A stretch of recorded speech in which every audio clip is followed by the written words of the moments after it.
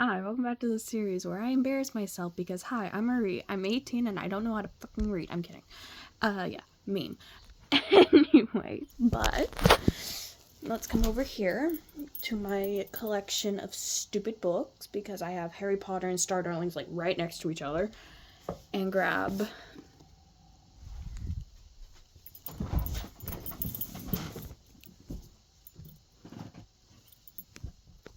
oops, my bad. But anyway, yeah.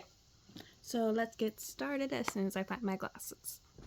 Okay, and thankfully my little brother is at school today, so he will not be interrupting us. Chapter 2. No, no, no, no, no, said Leona, stamping her foot so hard her golden earrings jangled. You've got it all wrong. All wrong. She dug her hands into her halo of golden curly hair in frustration. Vega bit her lip, beginning to wish she had skipped rehearsal. From the looks on her fellow bandmates' members' faces, she had suspected they felt the same way.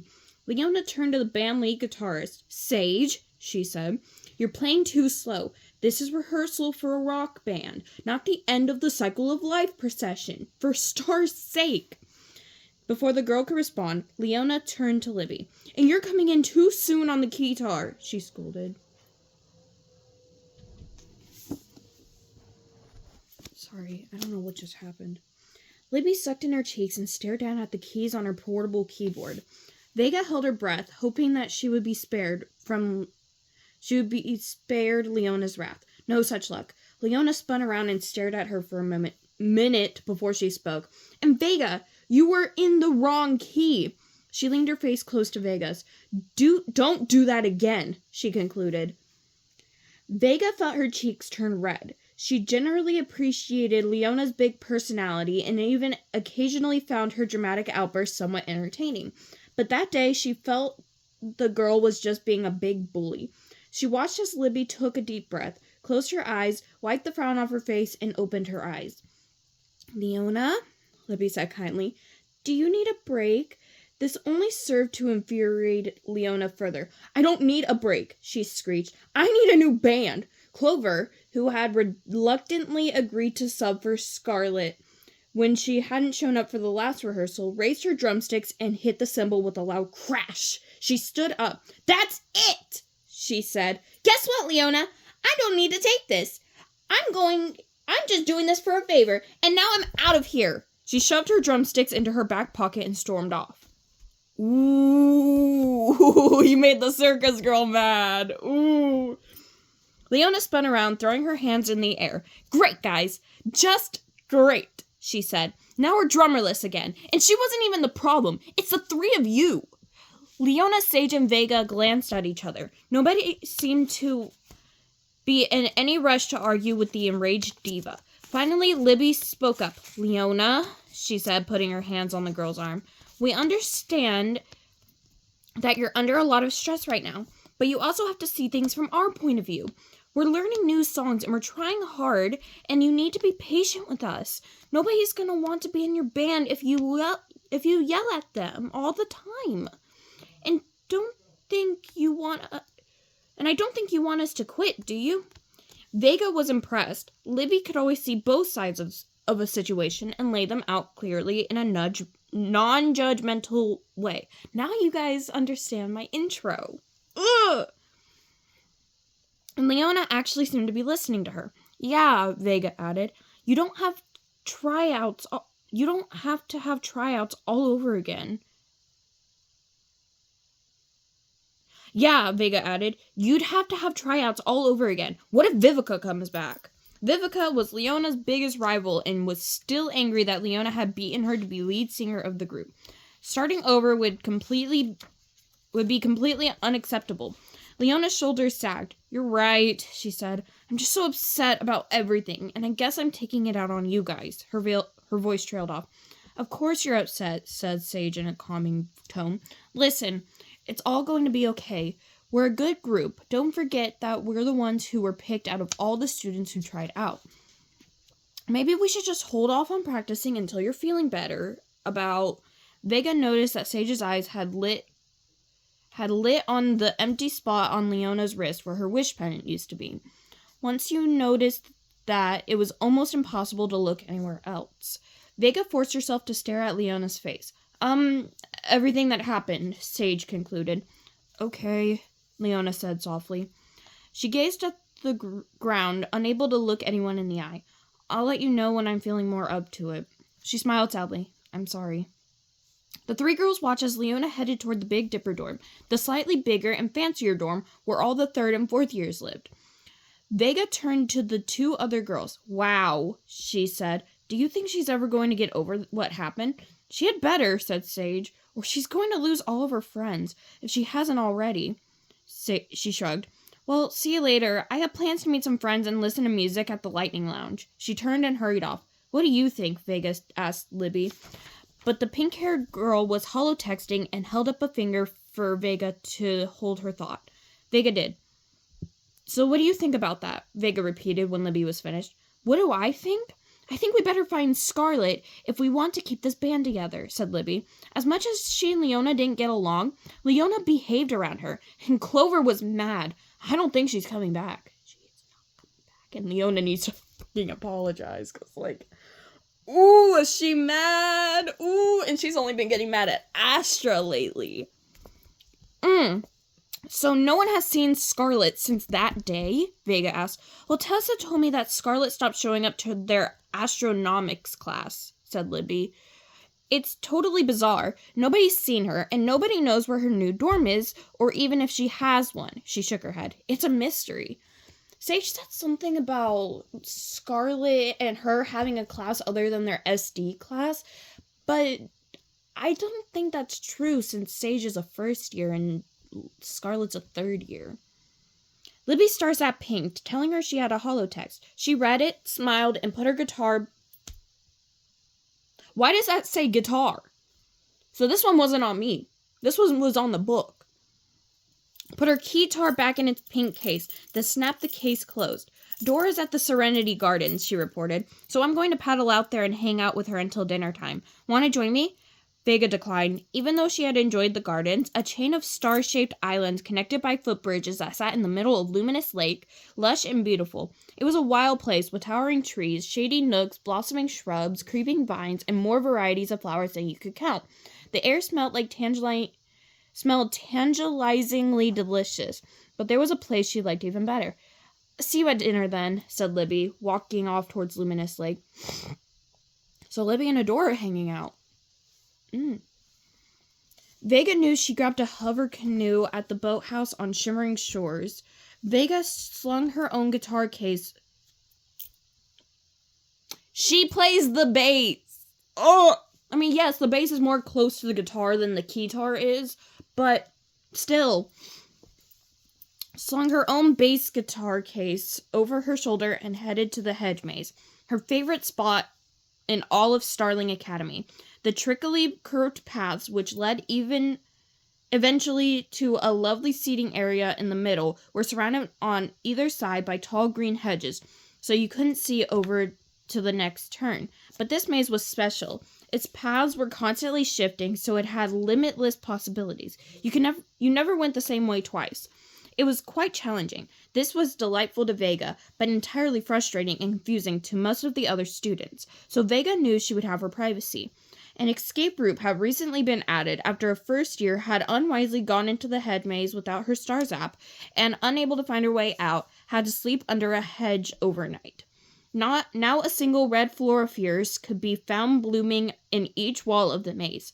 All you had to do was pick it and the maze would immediately form a doorway out. But Vega would never consider using it. Finding her way in an ever-changing maze was too much fun. Vega could feel all the frustrations of the day magically lift as she stepped between the leafy maze walls. She loved the way the thick hedges towered over her head and framed the blue sky above. She was convinced she did her best thinking as she wandered through its pathways. She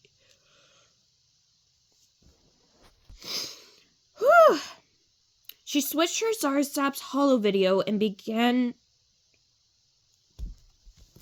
Oh my god, it is not my day. She switched on her Starzap's holo video and began recording. She liked to take holo vids of her day and review them before she got into bed for the night. After she made the first turn, she had a choice of going left or right. Without hesitation, she took the left path. Turning and turning and turning some more, she mendered, ignore me, through until she found herself in the center of the maze, which that day featured a display of lullabelle flowers, formed in a star shape, of course. Oh, what's a lullabelle? Nearby was a pretty little swing, hung with creeping Zelda blooms, fragrant and lush. She sat on it and swung back and forth, the slight breeze ruffling her short hair. Vega opened her bass case. It says guitar case again, by the way. Lifted the blue embroidered strap over her neck and began to strum, practicing her scales, starting with C major. Her fingers alternated over the frets, and she picked out a sequence of notes. Practicing her scales soothed and calmed her, which was good because Leona's... Sorry, something came up in my brain. Leona's outburst during band practice was still bothering her. It wasn't only that the girl had berated her fellow band members. Vega did not appreciate being yelled at for no good reason, but also that usually confident Starling was feeling so downtrodden. Plus, she wondered if they could even find Scarlet. Could they convince her to return to the band? Not if Leona was acting like this, that was for sure. Vega thought there must be something she could do to help. Her fingers playing the notes, she swung back and forth, lost in thought. That's it! I'll holotext Cassie. Cassie had struck up an unlikely but warm friendship with Leona. Unlikely because Cassie was a reserved and shy, as Leona was loud and confident. But their opposite personality friendship worked. Vega felt a twinge of remorse. It was just how she and Piper used to balance each other out. She reached into her pocket and pulled out her stars app. I'm in the hedge maze. Do you have a minute to talk about Leona? She holotexted. The response was immediate. I'll be there in 10 star mins. So Vega continued to play, lost in her thoughts about Leona, Scarlet, and Piper. Glancing at her stars app, which sat nearby, she realized that the 10 star mins were almost up. She put her bass back in its case and began making her way toward the maze entrance. Then her stars app beeped and flashed a small icon of her mother's face. It was in a red star. A reminder that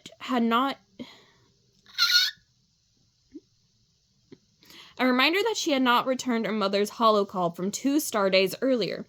Vega considered doing it right then and there, but she still wasn't ready. She knew her mom was going to ask her to come home for a visit again, and Vega needed to come up with the reason that she couldn't again. She already used a fellow student's Bright Day celebration she couldn't miss, a glowing Lions game, and an extra credit assignment. She was running out of excuses. Vega felt uneasy. She wasn't exactly sure when things between her and her mom had gotten so complicated, but she figured it must have been around the time the two had seemed to switch roles. Vega had reached the age of fulfillment and overnight, it seemed, had transformed from a carefree child to an uber-responsible, grades-obsessed perfectionist. Maybe that's where Stephanie said got her obsession with the word uber, because for some reason she just kept saying it after she voiced Vega in the show. Grades-obsessed perfectionist. She was determined to get into Starling Academy at any cost and had focused all her energy on studying. She took the entrance examination 5 times to get the rare perfect score, which she was sure would guarantee her acceptance. Luckily, she loved tests, seeing them as the ultimate game, and perhaps because her mother, Virginia, realized she no longer needed to worry about her daughter, she changed from a constantly stressed out single mom into a relaxed, fun-loving person. The two rarely saw eye to eye on anything these days, so Vega alternately missed her mom terribly and was relieved by the distance between them. Vega turned a corner and spotted Cassie, who looked flustered. She had somehow gotten turned around and was headed the wrong way. Hey, Cassie, Vega called. Cassie spun around, a frown on her pale, pretty face. She was wearing a white diaphanous baby doll dress shot through with silver thread over a pair of calf-length white leggings and a white tank top. She had delicate silver sandals on her feet. Oh, there you are, Cassie said, sounding faintly put out. She blinked up at Vega through her star-shaped glasses, her silvery hair done up in her signature pigtail buns. Vega smiled at the girl. "Stop it," Cassie snapped. "Stop what?" Vega asked innocently. "You're looking at me like I'm some precious little doll," Cassie replied. "You know how much I hate that." "Sorry," said Vega, with an embarrassed grin. She couldn't help it. It was true. Cassie was so tiny and cute, even when she was scowling. Give me a minute. Okay. "Well, thank goodness I found you," said Cassie. "You know how this maze drives me crazy." Vega opened her mouth, about to mention that it was actually she who had found Cassie, but the irritated look on Cassie's face told her to keep that thought to herself. "I'm glad you holotexted me," Cassie said as the two girls made their way back to the hedge entrance. They reached a place where they could turn either right or left. Cassie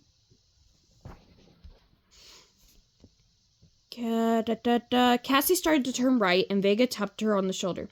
"This way," Vega said, pointing to the opposite direction. Cassie shrugged. "Whatever you say. You're the expert." She glanced at Vega. "So was Scarlet at practice today?" Vega shook her head. Cassie looked disappointed. "So weird," she said. "No one's seen her since that awful day." Her voice trailed off. Vega winced, recalling the fear in the pit of her stomach when they all realized Lady Stella was going to tell one of them that she was about to be outcasted from the Star Darlings. After all her hard work, it would have been such a blow to her. She had actually frozen in terror at the thought. But as she had looked around the room, she realized that each of the 11 other girls felt the same way. Cassie looked at the ground. "I still feel guilty over how happy I was that it wasn't me," she said. Vega nodded. "I think we all do." A sly smile crossed Cassie's face. "Everyone except Leona," she said. "I think she's glad to see Scarlet go." "She really is," she said. "I think she was glad..." The smile quickly left. "But now Leona's got her own troubles." She looked up at Vega.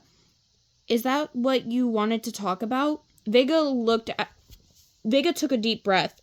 "It's just that Leona's not herself," she said. She filled Cassie in on that afternoon's outburst. "Oh, that's bad," said Cassie, biting her lip. "She loves the band. That's such a shame." Vega put her hands to her forehead. "We should be able to get her through this. Get everything back to normal, but I have no idea how. That's where you come in. You two are such good friends." The thought of losing the band was upsetting to Vega. She took everything seriously. Her classes, her studies, the meals she ate to give her energy, the time she went to bed so she was well rested for the next day's classes, even her beloved games. She was a stickler for following the rules. When she played her bass, it was the only time she ever really let loose and relaxed. She did not want to give that up. Give me a minute, I gotta get comfortable. Okay, sorry, these damn cats keep stealing my pillows, and then I have no pillows. Cassie grimaced. "We used to be good friends," she said, "but she's been keeping to herself lately. The only person she seems to want to spend time with these star days is her new roommate, Ophelia." She thought for a moment, then nodded as if she had made up her mind. "I'm going to try to talk to Leona after dinner," she said. "Will you come with me?" "Sure," said Vega, shrugging. Cassie's mood brightened considerably. Vega thought it was probably both because she had a plan and because they were approaching the end of the maze. Cassie breathed a sigh of relief as they walked out the leafy doorway. The Celestial Cafe came into sight, and Vega's stomach rumbled at the same time that the large star above the door began to blink, letting everyone know it was dinner time. Perfect! The two girls headed to the building. Inside the large, warmly lit room, soft music was playing.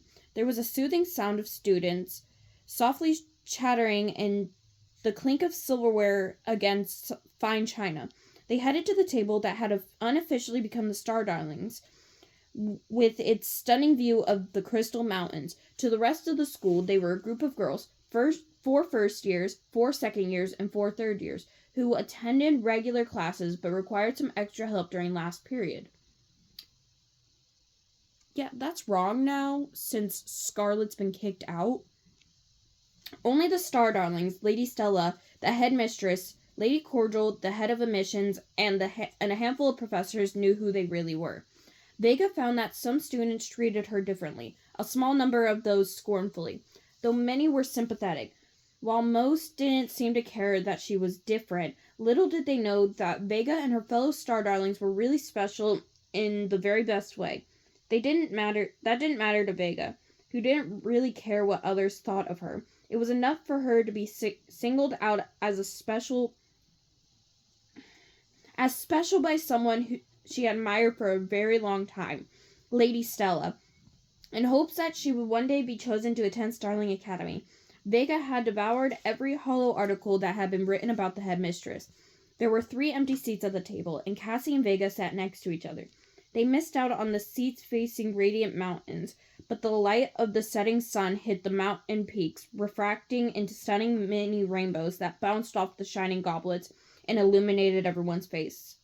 "So, how was Wish Theory class today, Adora?" Vega asked as she unfolded her soft-cloth napkin and laid it on her lap.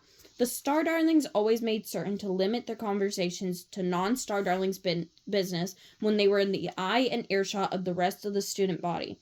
They had been warned countless times that the work they were doing was top secret. Even most of the faculty had no idea what was going on.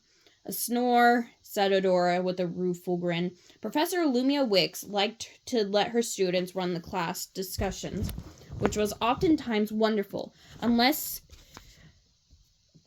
you had an incessant talker in the class. This girl named Moonaria would not stop talking. No one could get a word in edgewise. Vega nodded in sympathetically. She watched as Tessa entered the cafeteria, and seeing that the only free seat was next to her roommate, Adora leaned in and whispered in her sister's ear. Gemma rolled her eyes and moved into that seat, leaving the seat next to Leona open for Tessa. Vega noticed that Cassie was openly staring at Leona, who kept leaning over to whisper in Ophelia's ear. Leona was being unusually quiet, and the rest of the girls stole glances at her as well. Used to being entertainment by the girl at mealtimes, she would often lead the girls in a sing-along or start a game of hollow telephone. Once the message had started off as "Glow for it, you are Starmendous," but by the time it had gotten to the end of the line, it had been completely mangled, and poor Cassie had squeaked out, "You got it! Glowfers are delicious!" "Oh, shit!" And everyone roared with laughter. Cassie had seemed way more humiliated than she should have been about her mistake. In Vega's opinion, but she had not been able to figure out why. Astra leaned over. "Why so quiet, Leona?" Leona simply shook her head. Her expression clearly read, "Leave me alone." Astra looked like she was going to try again, but Cassie elbowed her in the ribs. "Ouch," said Astra, rubbing her side. She and Leona both had very big personalities. The two usually enjoyed a friendly rivalry, which occasionally resulted in butting of heads and angry words, but they rarely stayed mad at each other for long. Astra looked confused. Finally, Cassie leaned over and whispered in Astra's ear. Vega wasn't sure what she had said, but she thought she could get the gist of it. "Leave Leona alone. She's fragile." Astra looked disappointed. Whether it was that she felt sorry for Leona or missed her sparring partner, Vega was not sure. The look on Cassie's face as she watched Leona from across the table was also impossible to decipher. Jealous, wistful, or maybe just curious. Next, Vega studied Ophelia, who was smiling shyly, her orange pigtailed head bent to the side to listen to Leona's whispered comments. She smiled like a very nice, quiet girl, and Vega found herself wishing that she was the star darling who had been assigned the new roommate instead of Leona. The fact that Piper would have had to be expelled from the Star Darlings for that to happen did not escape her, and she silently chided herself for her unkind thoughts. So in the previous book, it said that Ophelia had yellow pigtails, but now it's saying that she has orange ones. Okay, okay. Vega found her appetite was not diminished by the strange going-ons and polished off her garble greens, souffle, and moon cheese popovers. After the Bot-Bot waiters had cleared the table, she ordered a mug of piping hot zing and a cocoa moon pavlova. I don't know how to say that, leave me alone. The food at Starling Academy was top-notch, and although she wasn't quite as into food as Tessa, who hadn't been able to decide between two desserts, so had ordered both. She appreciated eating well, especially after many nights of popping a pre-made sparkle meal into the oven when her mother was on the overnight shift at the hospital. As a nurse, her hours were long and she couldn't miss a day unless it was an absolute emergency. Vega had learned at a young age what constituted an emergency. Not much, she sighed, remembering the many nights she had eaten alone at the kitchen table while doing her homework. She looked around and smiled. Maybe that's why she felt so fierce about being a star darling and keeping everyone together and happy. It was nice to be part of a group, to literally have a place at the table amongst friends. After polishing off the last bite of her dessert, Vega swigged the rest of her zing and stood. Pushing her chair back from the table, she was ready to march over to Leona and turned to ask Cassie to join her. Cassie grabbed her arm. "Let's wait a minute," she said softly, "and see where Ophelia goes. I'd like to talk to Leona alone." They discreetly followed the two star darlings out of the cafeteria. Sure enough, once outside, the two girls parted ways.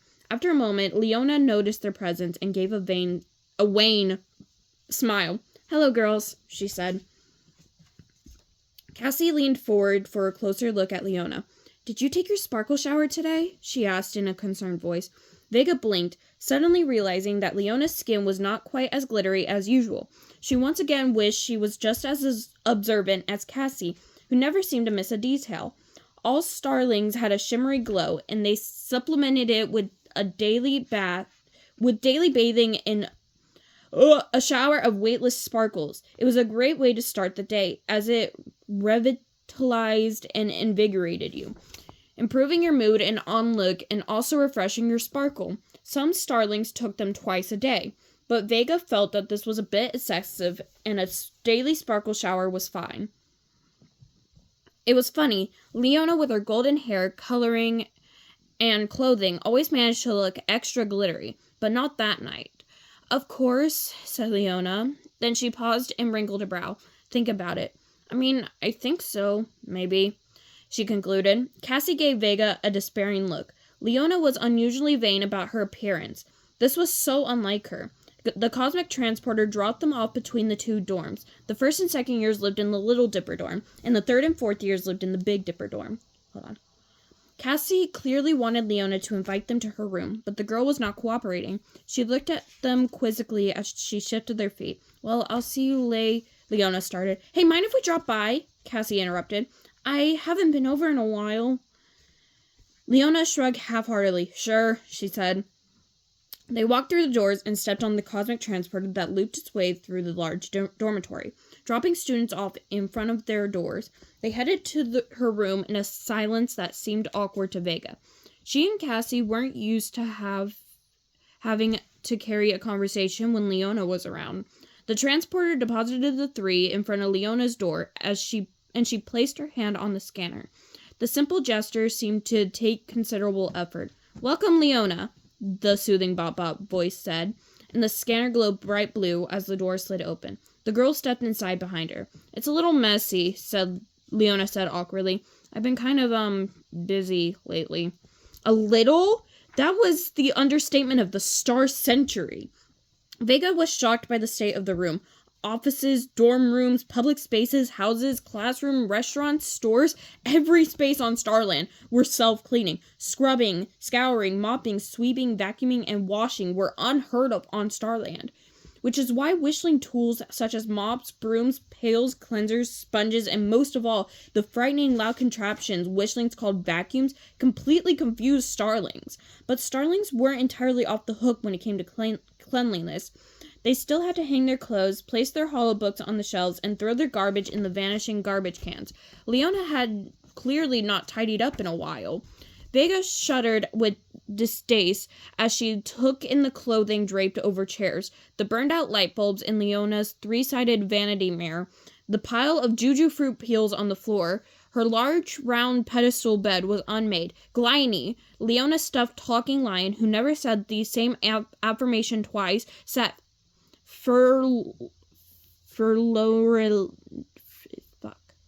lonely on the floor. I'm just going to say that. On his head. Cassie picked him up and righted him.